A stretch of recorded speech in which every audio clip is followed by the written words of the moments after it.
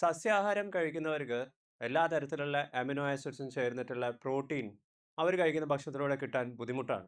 മറ്റു തരത്തിലുള്ള ധാന്യങ്ങളെ വെച്ച് അപേക്ഷിച്ച് നോക്കുമ്പോൾ കീൻവയിൽ 9 തരത്തിലുള്ള അമിനോ ആസിഡ്സ് അടങ്ങിയിട്ടുണ്ട്.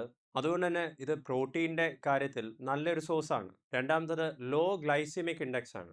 ഗ്ലൈസിമിക് ഇൻഡെക്സ് എന്ന് പറഞ്ഞാൽ നമ്മൾ എന്തെങ്കിലും തരത്തിലുള്ള ഭക്ഷണം കഴിച്ചു കഴിഞ്ഞാൽ എത്ര വേഗത്തിലാണ് ആ ഭക്ഷണത്തിൽ നിന്നും കിട്ടുന്ന ഗ്ലൂക്കോസ് രക്തത്തിൽ ഉയർന്നു വരുന്നത് അതിൻ്റെ സ്പീഡാണ് സൂചിപ്പിക്കുന്നത്. നമ്മൾ ചോറ് കഴിക്കുന്ന സമയത്ത് രക്തത്തിലുള്ള ഗ്ലൂക്കോസ് പെട്ടെന്ന് കൂടും.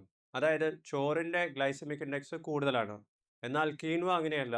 കീൻവ കഴിച്ചു കഴിഞ്ഞാൽ രക്തത്തിലുള്ള ഗ്ലൂക്കോസിൻ്റെ അളവ് സാവധാനം മാത്രമേ കൂടുകയുള്ളൂ. അതുകൊണ്ട് തന്നെ അരീനെ വെച്ച് കമ്പയർ ചെയ്ത് നോക്കുമ്പോൾ പ്രമേഹ രോഗികൾക്ക് ഇത് വളരെയധികം ബെനിഫിഷ്യലാണ്. ഇത് കൂടാതെ പലതരത്തിലുള്ള ആൻറ്റി ഓക്സിഡൻസും ആൻറ്റി ഇൻഫ്ലമേറ്ററി കോമ്പൗണ്ട്സും സിങ്ക് പോലത്തെ മിനറൽസും ഇതെല്ലാം കീൻവയിൽ നല്ല രീതിയിൽ അടങ്ങിയിട്ടുമുണ്ട്.